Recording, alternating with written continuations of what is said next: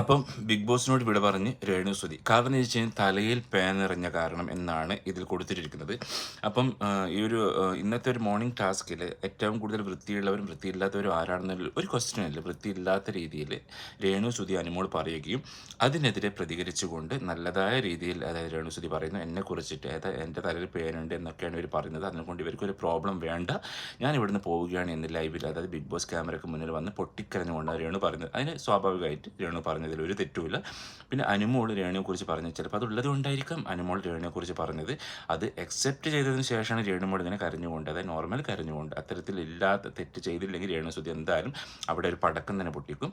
രേണുസുതി നോർമലായിട്ട് പറയുന്നു എന്നെക്കുറിച്ച് ഇവർക്കൊരു ബുദ്ധിമുട്ട് വേണ്ട, ഞാൻ ഇവിടുന്ന് പോകാൻ തയ്യാറാണ്. അതിലെന്താ പ്രശ്നം? ഇതിനിങ്ങനെ കെട്ടിപ്പിടിച്ചിട്ട് ഒരുപാട് പേര് ഇപ്പോൾ വീഡിയോസ് ഉണ്ടാക്കുന്നു. രേണുസുതി അങ്ങനെ ചെയ്തു, അനുമോൾ ഇങ്ങനെ ചെയ്തു, അവരത് ഇത് ചെയ്തു.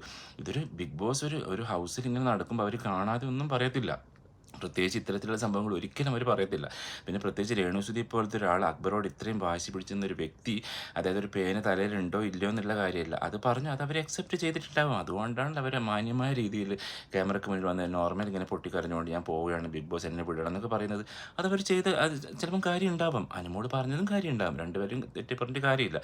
ഇതിങ്ങനെ ഒരുപാട് മറ്റുള്ള ആൾക്കാർ ഇങ്ങനെ കെട്ടിപ്പൊക്കിയിട്ട് ഇങ്ങനെ രണ്ടുപേരും തമ്മിൽ അടുപ്പിക്കുന്ന രീതി, രണ്ടുപേരും തമ്മിൽ അടുപ്പിക്കേണ്ട ഒരു ആവശ്യമില്ല. കാരണം എന്ന് വെച്ച് കഴിഞ്ഞാൽ അവർ രണ്ടുപേരും പരസ്പരം അറിഞ്ഞുകൊണ്ടാണ് ഇത്തരത്തിലുള്ള സംസാരിക്കുന്നത്. അല്ലാതെ കാര്യങ്ങൾ എന്തായാലും അനുമോൾ സംസാരിക്കത്തില്ല. അതുപോലെ രേണുമോൾ അത് മനസ്സിലാക്കിക്കൊണ്ട് ഞാൻ അവിടുന്ന് പോകാനും പറയുന്നില്ല. എന്നാൽ ബിഗ് ബോസ് രണ്ടാളും വിടാനും തയ്യാറാവുന്നില്ല. കാരണം അവരാണ് ഇപ്പം ബിഗ് ബോസിൻ്റെ ഏറ്റവും ഒരു നല്ലൊരു ഇതായിട്ട് നിൽക്കുന്നത്.